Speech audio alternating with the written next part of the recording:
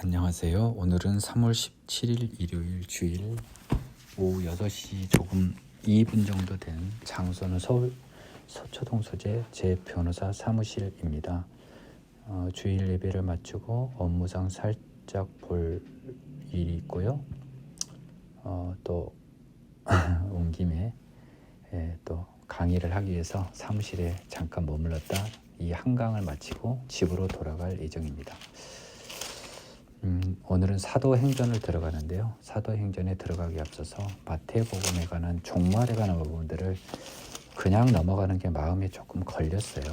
그래서 이것을 풀지는 않는데 여러분들도 이렇게 좀 접근하시면 어떨까 하는 생각을 하는 차원에서 간단히 말씀을 드릴게요. 마태복음 24장에서 재난의 징조와 가장 큰 환난이 이렇게 다 나오고요. 인자가 오는 것을 보리라라고 했거든요.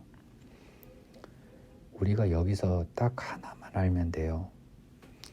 45장 29절에서 31절은요. 여러분, 요한계시록이 성경에 존재하는 근거가 되는 거예요. 비록 풀어지지는 않지만 요한계시록이 하나님의 말씀이라고 하는 것이 24장 29절을 보면 확인이 돼요. 따라서 마태복음 24장 29절은 요한복음의 존재 근거가 되는 규정이 됩니다. 그 다음에요. 무화과 나무에서 배울 교훈이라는 제목하에서요. 34절이 사도들을 가장 헷갈리게 했던 부분입니다. 이 세대가 지나가기 전에 이 일이 다 일어나리라 라고 했는데요. 우리가 아는 기준에서는 일어나지 않았어요.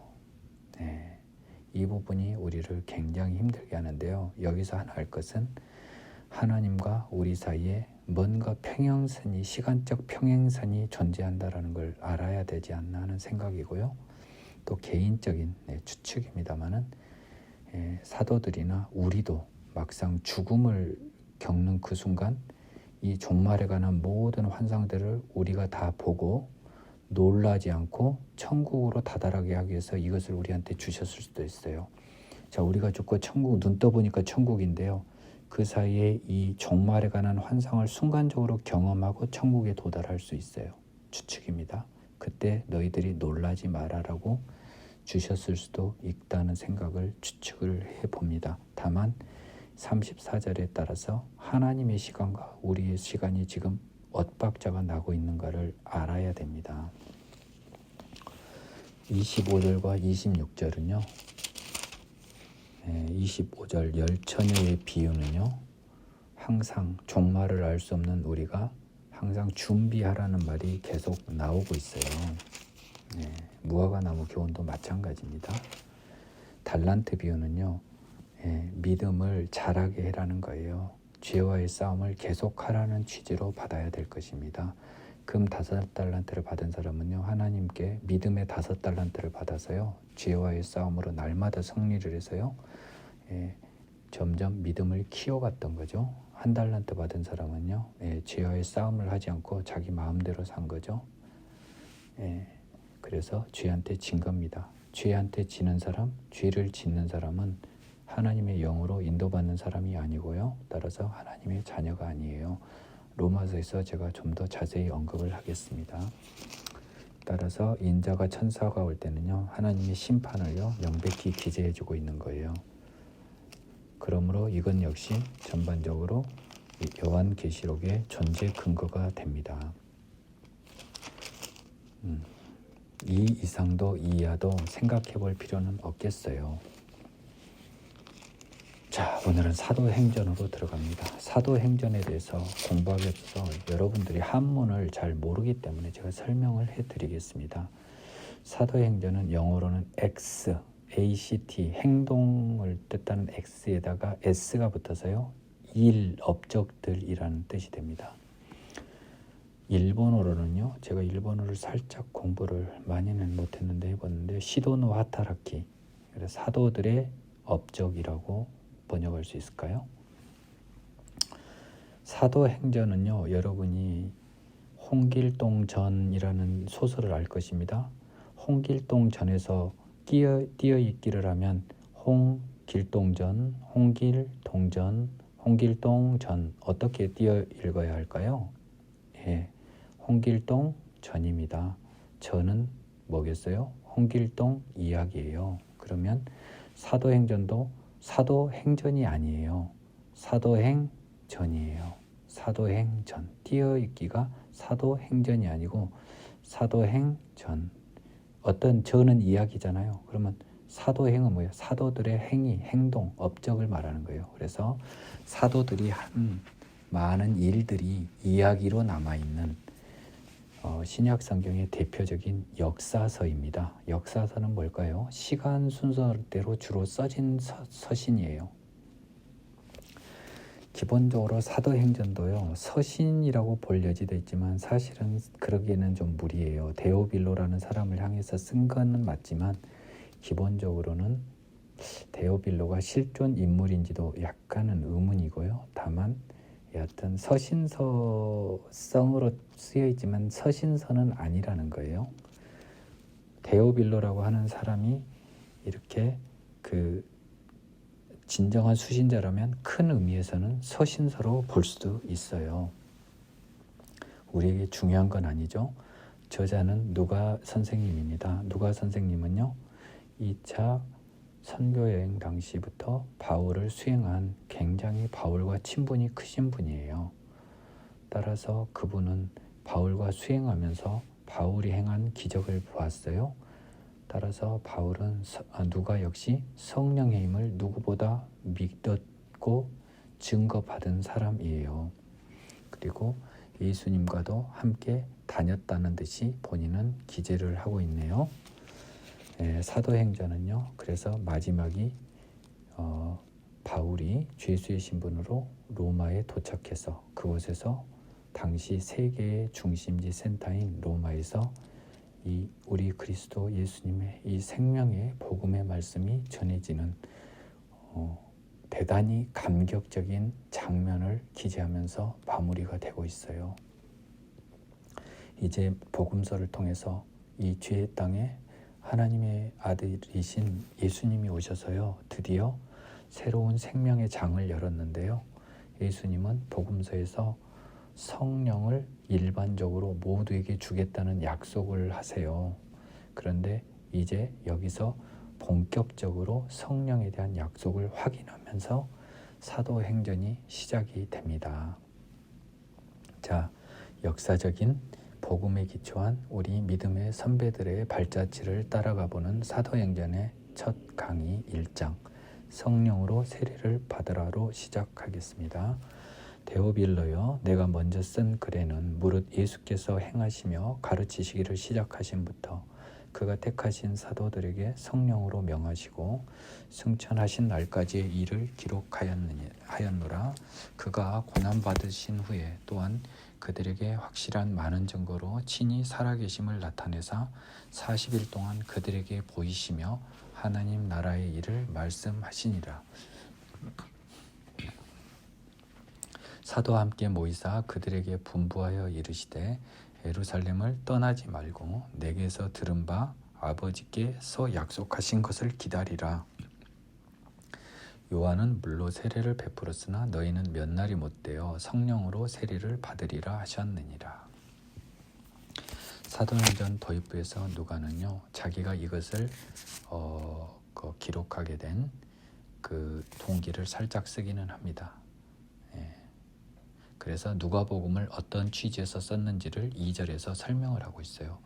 2절에서 성령으로 명하시고는요, 제가 좀 왠지 번역이 어색해서 원문을 찾아봤습니다. 원문에는요, He through the Holy Spirit had given commandments to the apostles whom he had chosen. 성령으로 명하시고는 성령을 통하여 성령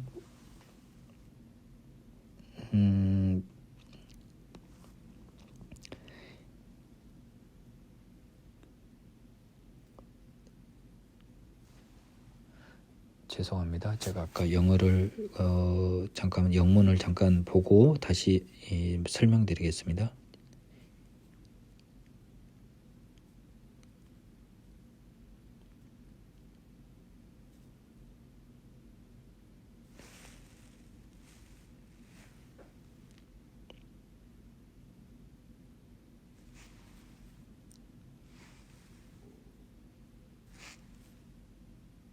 승천하신 날까지.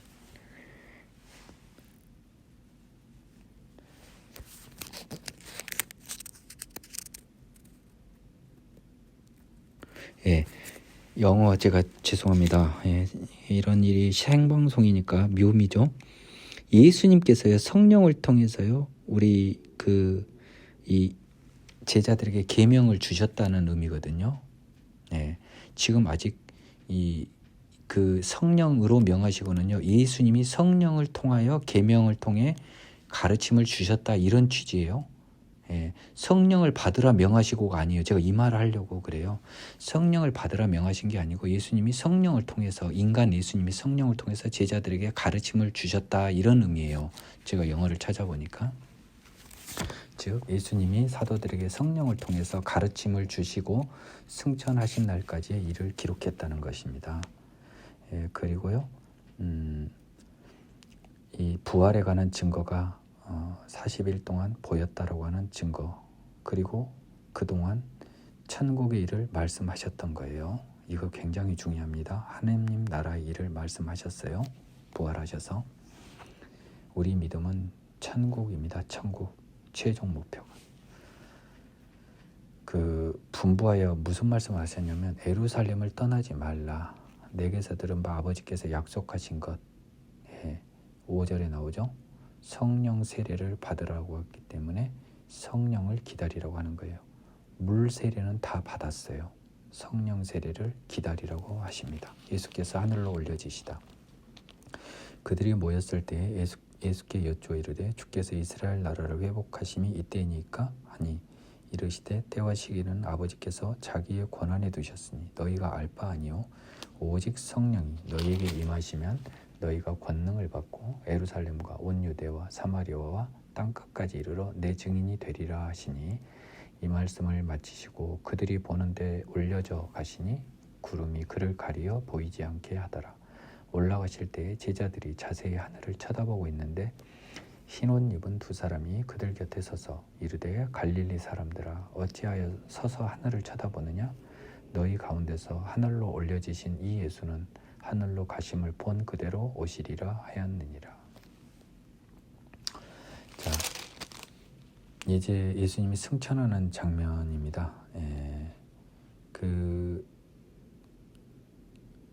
제자들은요, 이제 예수님이 이제 부활하신 예수님한테 제일 중요한 것은요, 뭔가 이 세상에서의 변화예요. 이때까지는 이 친구들이 성령을 받지 못했잖아요. 그래서 뭔가 이스라엘이 로마로부터 독립하고 온전한 하나님의 나라로 우뚝 서는 것을 엄청 기대했어요. 이들에게는 천국이요, 아무리 들어봤자 관심사는 이 세상이었어요. 그래서 이스라엘 나라 회복이 겁나 궁금했죠.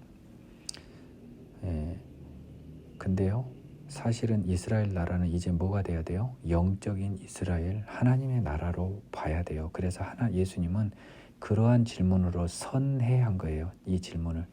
그렇게 선회해서 우리 하나님의 나라, 영적 이스라엘이 완성되는 시기는 우리가 모른다는 거죠. 다만 너희가 알 것은 이거예요. 오직 성령이 임하면 너희가 권능을 받고 라고 하는 것이 매우 중요해요. 성령은 힘이 있죠. 권능을 받죠. 그러면 뭐가 있겠어요? 힘이 있어서 변화를 시킬 수 있는 힘이 있어요. 예루살렘 모든 곳에서 내 증인이 되는 거죠. 능력을 받고 내 증인, 뭐예요? 예수의 증인. 예수가 하나님의 아들로서 메시아로 이 땅에 오셨다가 부활하신 사실, 그리고 그분이 결국은 이 땅을 심판하시고 언젠가 우리에게 천국에서 죄인과 의인을 구별하여 의인은 천국에, 악인은 지옥에 멸하신다는 이것에 관한 증인이에요. 그리고 나서 올려가졌죠. 이제 보이지 않아요. 제자들은 너무너무 보고 싶었겠죠. 그때 천사들이 나타납니다. 이것은 환상이겠죠. 소리가 들리는 환상도 있는 거예요. 환상은 뭐죠? 하늘의 시간이 땅의 시간으로 내려오는 겁니다. 그래서요, 제가 마태복음에 예수님 돌아가신 후에 그 이해하기 어려운 기제를 여러분 여기서는 환상으로 보시면서 왜 그것은 실제예요? 여기서는 환상이란 말 써졌나요? 환상이란 단어가 여기에 등장을 하나요? 등장하지 않아요. 하지만 우리는 이 천사들은 환상으로 보였다는 것을 예상할 수 있어요. 환상을 경험해 보지 않은 분들이 구약과 신약을 포함한 성경을 이해하기는 참 힘들 것 같아요. 유다 대신에 마띠아를 세우다. 제자들이 감람원이라 하는 산으로부터 예루살렘에 돌아오니 이 산은 예루살렘에서 가까워 안식일에 가기 알맞은 길이라. 들어가 그들이 유하는 다락방으로 올라가니 베드로, 요한, 야고보, 안드레, 빌립, 도마와 바돌레메, 마테와 및 알페오의 아들 야고보, 샬롯인 시몬, 야고보의 아들 유다가 다 거기 있어 여자들과 예수의 어머니 마리아와 예수의 아우들과 더불어 마음을 같이하여 오로지 기도에 힘쓰더라. 제자들은 이제 예수님께서 첫 번째 약속이 뭐였나요? 예루살렘을 떠나지 말라고 하셨어요. 그렇죠? 4절에서 그 부탁을 하셨죠? 기다리라고 했잖아요. 이제 그것을 기다린 겁니다. 감람원이라는 산에서 돌아왔다는 걸로 봐서 예수님의 승천 장소를 감람원으로 추정하는 겁니다. 감람산. 이곳에는 누구죠? 죽어버린 가룟 유다를 제외한 모든 제자들과 예수의 가족들, 여자들이 있고 지금 무엇을 하고 있나요? 마음을 같이하여 기도만 하고 있는 거예요. 무슨 기도를 했을까요? 주님이 말씀하신 그 성령이 뭔지 모르지만 성령을 달라고 기도하지 않았을까요? 추측해보면 재미가 있네요. 모인 무리의 수가 약 120명이나 되더라. 그때 베드로가 그 형제들 가운데 일어서서 이르되 형제들아, 성령이 다윗의 입을 통하여 예수 잡는 자들의 길잡이가 된 유다를 가리켜 미리 말씀하신 성경이 응하였으니 마땅하도다. 이 사람은 본래 우리 수 가운데 참여하여 이 직무의 한 부분을 맡았던 자라. 이 사람이 불의의 싹스로 밭을 사고 후에 몸이 곤두박질하여 배가 터져 창자가 다 흘러나온지라.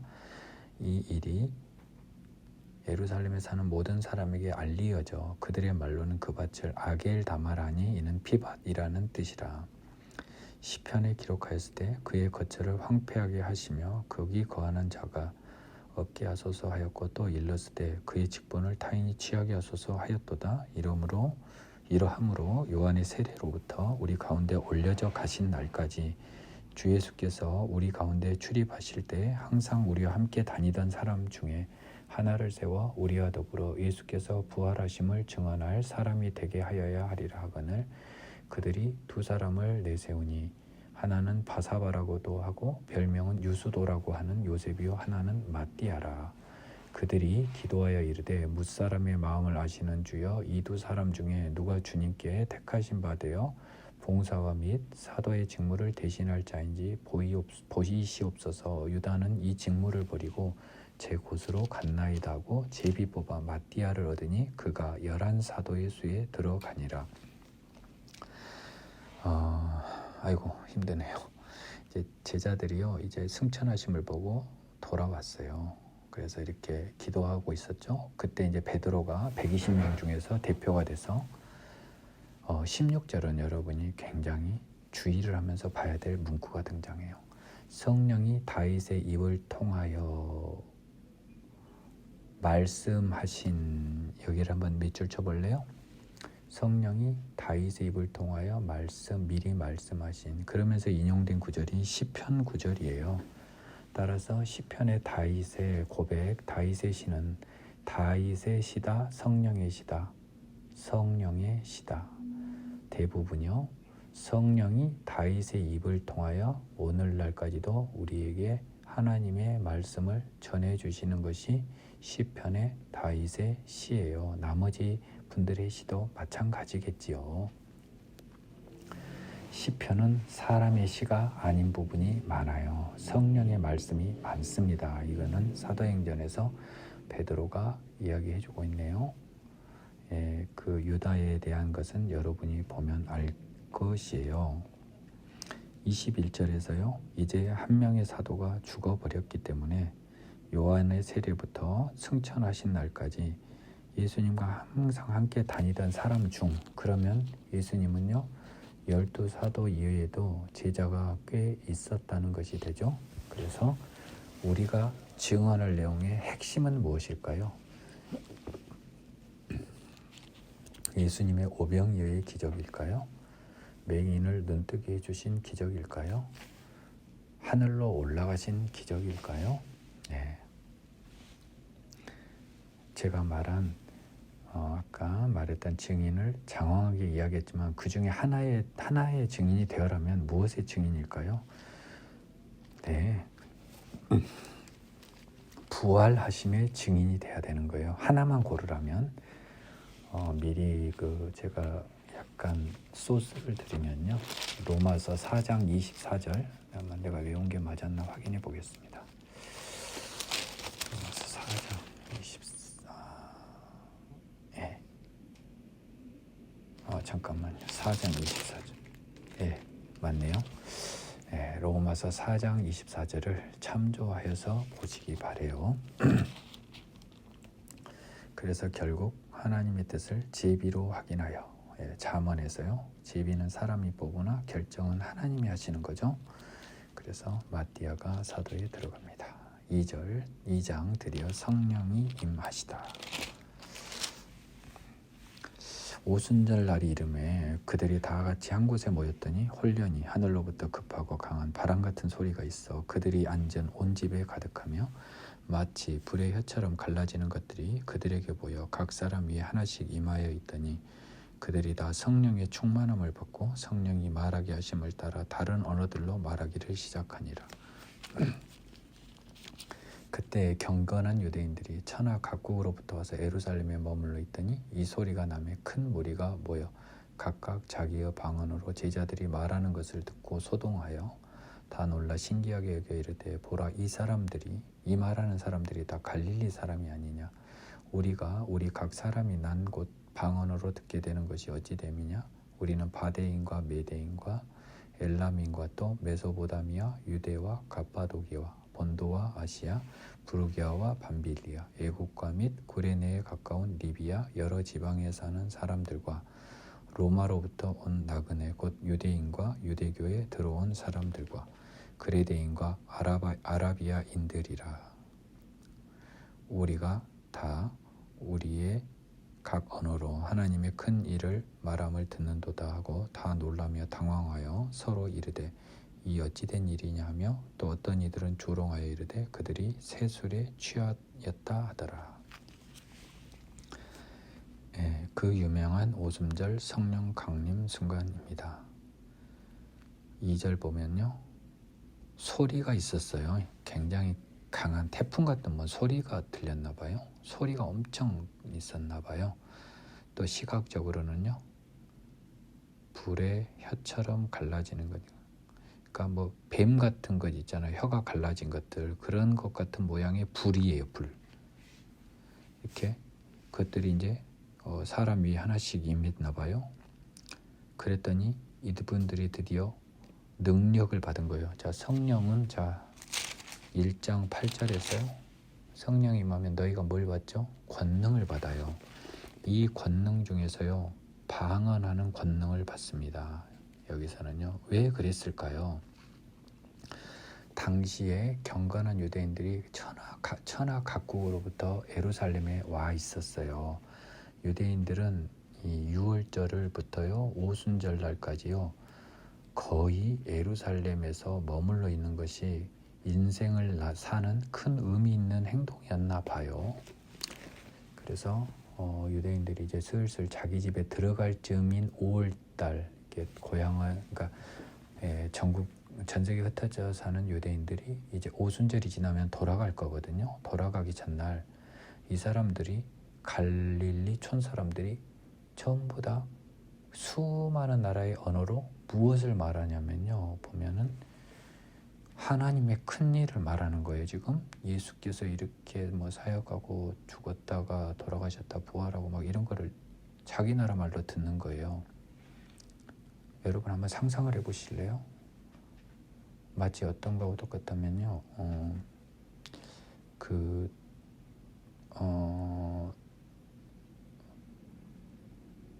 어떤 서양인들만 있는 모임에 갔는데요. 아니 A 서양인은 경상도 사투리로, 하나님은 한 사람은 전라도 사투리로, 한 사람은 충청도, 하나는 강원도, 하나는 평안도, 하나는 한경도 사투리로 지금 복음을 막 이야기하는 거예요. 노란머리 외국인들이. 표준말이라면 이해를 하겠는데 각자 다른 지방 사투리로 이야기하고 있어요. 여러분 충격 안 받겠어요? 이게 뭔 일인가 하겠죠. 그 발음이요. 예수님이 이런 게 아니고 예수님이 막 이렇게 전라도 사투리 한다더니 예수가 뭐 이렇게 완전히 한국 발음으로 이렇게 하는 거예요. 이거 황당한 거예요. 외국인이 말하는 건 다 이상하잖아요, 원래. 야, 그러니까 하나님은 이 자기 나라 말로 복음을 설명해 줘 버렸어요, 지금. 11절 보면요. 야, 그러면 이 사람들이 아마 전했을 거예요. 야, 이런 일이 있었다. 이런 말을 하되. 참 독특한 지혜를 가지고 계신 분이에요. 너무 당황했죠. 심지어 어떤 이들은 술에 취하였다라고까지 해요. 술 기운에. 이건 뭐하고 똑같아요? 바알세불이 집혀서 귀신이 귀신을 쫓아냈다는 유대인의 이 시기 질투심과 유사한 마음이요. 술에 취해서 헛소리를 하지 남의 나라 말을 할 수 있나요? 참 어리석은 자들이죠. 유심히 볼 것은요, 로마로부터 온 사람도 있었어요. 근데 10절과 11절은 어떤 근거로 나뉘죠? 10절 마지막은 유대인과 유대교에 들어온 사람들이에요. 그레데인과 아랍인들은요, 이 사람들은 유대인과 유대교 사람들 아니에요. 크레타 섬이나 그 아라비아 사람들은요, 유대교를 여호와 하나님을 믿지는 않았던 것 같아요. 베드로의 오순절 설교. 베드로가 11사도와 함께 서서 소리를 높여 이르되 유대인들과 예루살렘에 사는 모든 사람들아, 이 일을 너희로 알게 할 것이니 내 말에 귀를 기울이라. 때가 제3시니 너희 생각과 같이 이 사람들이 취한 것이 아니라 이는 곧 선지자 요엘을 통하여 말씀하신 것이니 일렀으되 하나님이 말씀하시기를 말세에 내가 내 영을 모든 육체에 부어주리니 너희의 자녀들은 예언할 것이요 너희의 젊은이들은 환상을 보고 너희의 늙은 이들은 꿈을 꾸리라. 그때 내가 내 영을 내 남종과 여종들에게 부어주리니 그들이 예언할 것이요 또 내가 위로 하늘에서는 기사를 아래로 땅에서는 징조를 베풀리니 곧 피와 불과 연기로다. 주의 크고 영화로운 날이 이르기 전에 해가 변하여 어두워지고 달이 변하여 피가 되리라. 누구든지 주의 이름을 부르는 자는 구원을 받으리라 하였느니라. 종이도 아까운데요. 베드로가 설교를 하는데요. 굳이 18절까지만 쓰면 되지 19절, 20절은요. 사실은 안 써도 되는 거예요. 지금 이 상황에서는요. 21절 때문에 다 쓴 듯한 느낌입니다. 베드로가요, 이 방언을 하는 어이없는 일을 알려주는 거예요. 시간이 오전 9시니까 술 취한 건 아니래요. 이거는 선지자 요엘을 통해서 말씀하신 Holy Spirit, 하나님의 영이 사람들에게 임하였다는 취지입니다. 22절 이스라엘 사람들아 이 말을 들으라. 너희도 아는 바와 같이 하나님께서 나사렛 예수로 큰 권능과 기사와 표적을 너희 가운데서 베푸사 너희 앞에서 그를 증언하셨느니라. 그가 하나님께서 정하신 뜻과 미리 아신 대로 내준 바 되었거늘 너희가 법 없는 자들의 손을 빌려 못 박아 죽였으나 하나님께서 그를 사망의 고통에서 풀어 살리셨으니 이는 그가 사망에 매어 있을 수 없었음이라.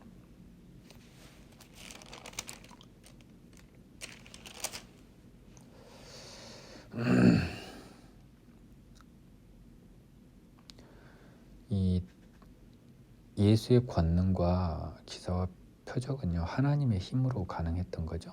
예. 그래서 우리 유대인들 앞에서요, 예수가 하나님임을 증거했다는 것이 그를 증언하셨느니라는 뜻이겠죠. 그리고 그 예수가요, 하나님께서 정하신 뜻과 미리 아신 대로와 정하신 뜻에 밑줄을 그어 보시고요. 그 다음에요, 매여 있을 수 없었음이라는 24절의 유일에서 볼까요? 그러면요, 못 박아 죽인 것은 하나님의 정하신 뜻이에요. 십자가는 하나님의 지혜예요. 그리고 미리 알고 있었고요, 내주셨어요. 예, 예수의 죽음을 고의적으로 계획하셨다는 거죠. 하지만요, 사망의 고통에서 풀어 살리셨으니, 부활케 하셨으니, 이는 그가 사망에 매여 있을 수 없었다는 거예요. 왜냐하면요, 하나님의 아들로서 죄 없는 예수님이기 때문에 죄의 결과인 사망에 매여 있을 수 없어요. 그러면 당연히 뭐가 예정이 되었을까요? 왜 죽지 않고 부활하는 것이 예정이 돼 있었던 거죠. 우리가 부활하고 천국을 소망하는 것은요, 사단의 종이 아니고요, 하나님의 종이 되고요, 죄를 이기기 때문이에요. 죄를 짓는 분 누차 말합니다. 시간이 걸려서 죄를 짓는 분들은, 시간이 걸린 죄를 짓는 분들은요, 오랜 시간 고민하다 죄를 짓는 분들은요, 결코 하나님의 자녀가 아니에요. 여러분들은 천국을 그 상태로는 가지 못해요. 예, 아직 온전한 하나님의 능력, 성령, 십자가의 능력을 받지 못하신 거니까요. 다시 회개는 하나님이 제게 주신 지혜가요, 회개는 순간이나 일회성이 아니에요. 굉장히 시간이 많이 걸리는 죄와의 투쟁, 싸움이에요. 죄를 극도로 혐오하면서 하나님의 전능하심에 힘입어 죄와 싸우되 내 힘으로는 붙이니 하나님 내게 새로운 능력을 주시옵소서라고 죄와의 숱한 싸움을 한 자녀들에게 하나님은 그의 회개의 분량에 찬 죄와의 싸움을 처절하게 한 그 자녀에게 더 이상 눈뜨고 볼 수 없어 사랑의 십자가의 능력으로 죄를 이길 예수 그리스도의 성령을 그에게 보내줍니다.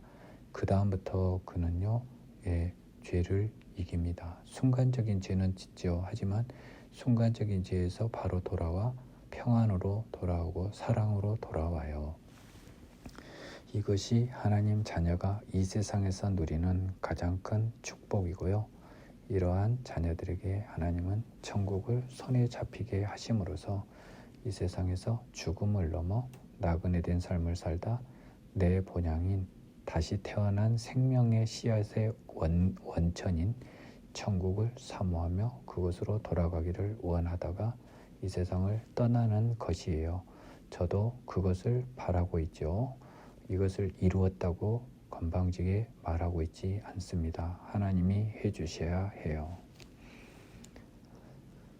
다윗이 그를 가리켜 이르되 내가 항상 내 앞에 계신 주를 배웠으며 나로 요동하지 않게 하기 위하여 그가 내 우편에 계시도다. 그러므로 내 마음이 기뻐하였고 내 혀도 즐거워하였으며 육체도 희망에 거하리니 이는 내 영혼을 음부에 버리지 아니하시며 주의 거룩한 자로 썩음을 당하지 않게 하실 것이미로다. 주께서 생명의 길을 내게 보이셨으니 주 앞에서 내게 기쁨이 충만하게 하시리로다 하였으므로 형제들아 내가 조상 다윗에 대하여 담대히 말할 수 있느니 다윗이 죽어 장사되어 그 묘가 오늘까지 우리 중에 있도다. 그는 선지자라 하나님이 이미 맹세하사 그 자손 중에 한 사람을 그 위에 앉게 하리라 하심을 알고 미리 본고로 그리스도의 부활을 말하되 그가 음부에 버림이 되지 않고 그의 육신이 썩음을 당하지 아니하시리라 하더니 이 예수를 하나님이 살리신지라 우리가 다 이 일의 증인이로다. 하나님이 오른손으로 예수를 높이시매 그가 약속하신 성령을 아버지께 받아서 너희가 보고 듣는 이것을 부어주셨느니라. 25절 이하 나오는 다윗의 그 시편은요, 명백히 예수님을 이야기하고 있습니다. 이것은요, 아까 우리가 이야기했죠. 23절에서요, 아닙니다. 그 1장 16절에서요. 성령이 다윗의 입을 통하여 하는 거죠. 28절 주께서 생명의 길 예수님을 내게 보이셨습니다. 예수께 죄사함과 십자가의 부활을 다 봤어요. 그래서 베드로가 뭐라고 이야기했나요?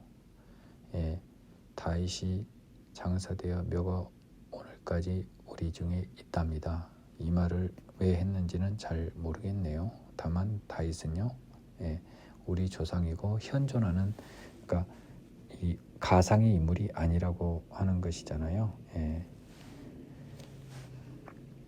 그는 선지자라고까지 이야기합니다. 다윗을요.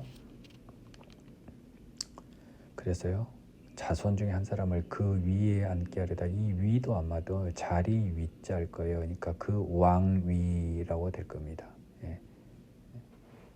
그 다윗의 왕위, 왕조위, 영어로 upper 있는, 위에 있는 그것은 아니고 자리 위, 왕위일 거예요. 그리고 31절에서 제가 이야기했죠. 그리스도의 부활을 미리 봤대요. 그러니까 이 시편의 25절에서 28절까지 이 사도행전의 기제는 그리스도의 부활을 미리 본 걸 지금 이렇게 설명하고 있는 거예요, 여러분.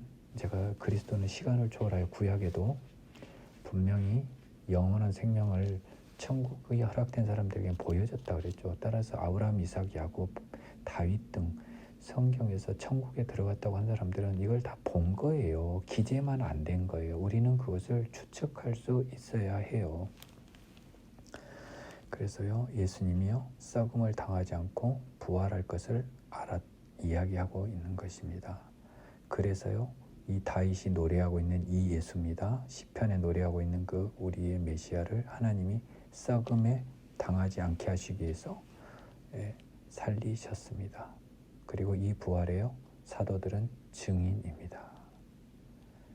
하나님은요, 본인의 인간이자 하나님이시던 예수가 하나님의 충실한 순종한 아들로서 사역을 온전히 이룩하신 예수님께 을 높이셨고요. 또 예수님께서 앞서 보았듯이 약속하신 성령을 하나님께 받아서요, 너희가 보거든 이것을 부어주셨어요. 자, 그러면 성령은 누가 주신 거예요? 굳이 따지면 삼위일체 하나님 중에 예수님이 주신 거예요. 아버지께 받아서. 본인이 약속하신 걸 지키시는 신실하신 예수님이시네요. 다윗은 하늘에 올라가지 못하였으나 친히 말하여 이르되 오해하지 마세요. 다윗이 천국에 못 갔다는 것이 아닙니다. 무슨 말이에요? 천국을 경험하지 못하고 예수님을 보지 못하고 땅에서 이렇게 친히 말하는 거예요.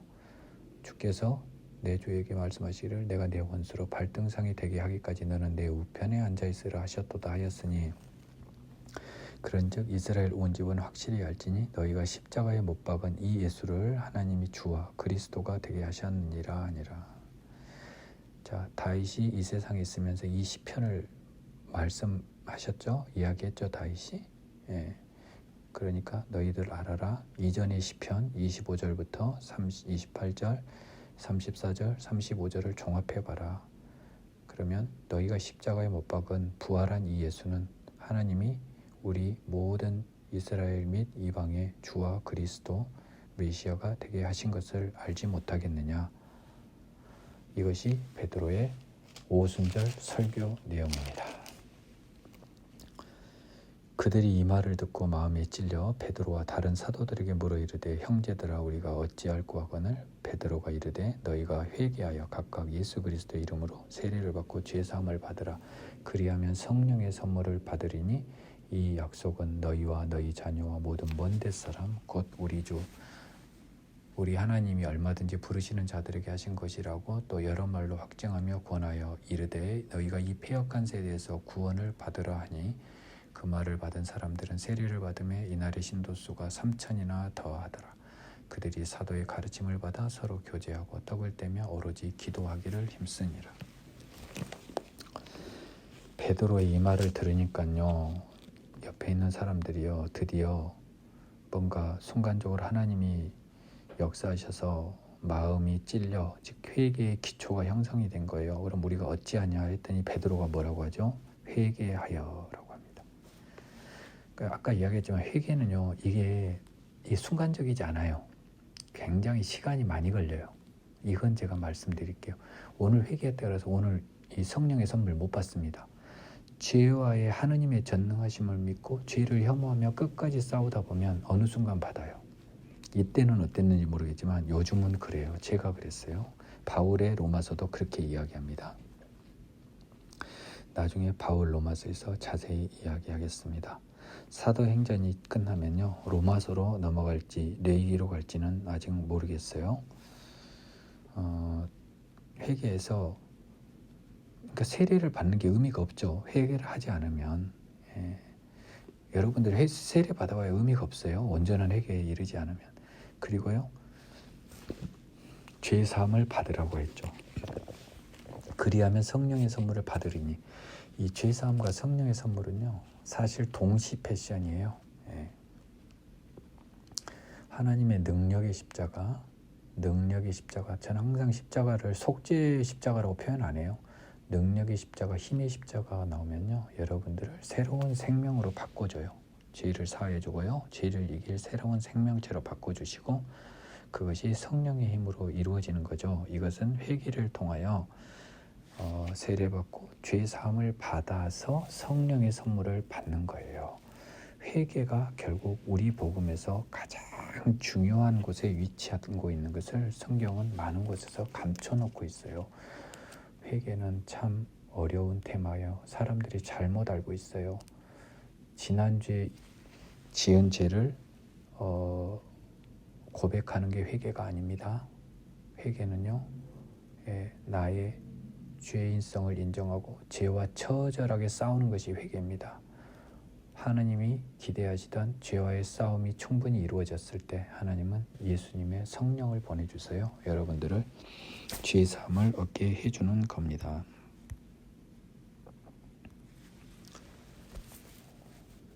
그래서 이것은요, 제가 바울의 로마서에서 좀 더 상세히 설명하고 좀 이따 다음에도 또 솔로몬 행각에서의 설교에 또 나옵니다. 그때 좀 더 자세히 또 말씀드릴게요. 그때까지 고민 많이 해보세요. 저와 이 부분만큼은 꼭 저한테 받아가세요, 여러분. 저는요, 제 이 익명의 지하 점조직처럼 움직이는 제 유튜브 채널의 이름이요, 치매의 야광입니다. 거꾸로 하면요, 광야의 외침이에요. 저는 회개를 부르짖기 위해서 오늘날 다시 부름을 받았다고 생각해요. 이 약속은요, 이 구원의 약속은요, 너희와 모든 자녀와 모든 먼데 사람, 즉 모든 인류에게 하나님이 얼마든지 부르시는 자들에게 하신 것, 여기에다 밑줄을 그어야 돼요. 아무하지 않아요. 하나님이 부르신 자들하고 하신 거예요, 여러분. 범위는 다양하지만 이게 정말 중요해요. 또 여러 말로 이제 베드로가 이제 많은 설교를 했어요. 요약한 게 이거지. 그러니까 너희가 이 죄 많은 세대에서 구원을 받으라 하니, 구원의 필요성을 이야기하죠. 그 말을 받은 사람들이 세례를 받으면 이날에 신도의 수가 3,000이나 더하더라. 여기서 제가 하나 퀴즈 낼게요. 이 세례를 받은 사람이 다 죄 사함을 받았을까요? 아니에요.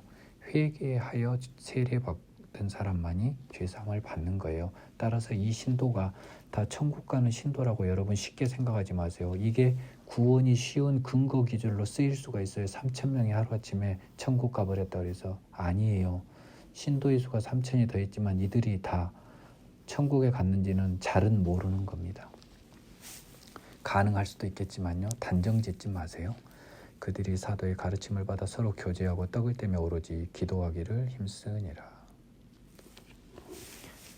믿는 사람이 모든 물건을 통용하다. 여기까지 하고 오늘 마칠게요. 사람마다 두려워하는데 사도들로 말미암아 기사와 표적이 많이 나타나니, 믿는 사람이 다 함께 있어 모든 물건을 서로 통용하고 또 재산과 소유를 팔아 각 사람이 필요를 따라 나눠주며 날마다 마음을 같이하여 성전에 모이기를 힘쓰고 집에서 떡을 떼며 기쁨과 순전한 마음으로 음식을 먹고 하나님을 찬미하며 또 온 백성에게 칭송을 받으니 주께서 구원받는 사람을 날마다 더하게 하시니라.